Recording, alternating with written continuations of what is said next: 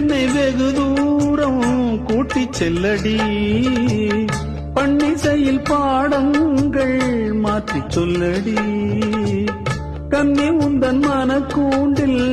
என்னை தள்ளடி கண்ணசைத்து அங்கேயே வைத்துக் கொள்ளடி மந்திரத்தை மாற்றாமல் கற்றுக் கொடுத்தால் விந்தைகளை ஏராளம் சொல்லித் தருவேன் உந்தன் செல்ல மொழியினிலே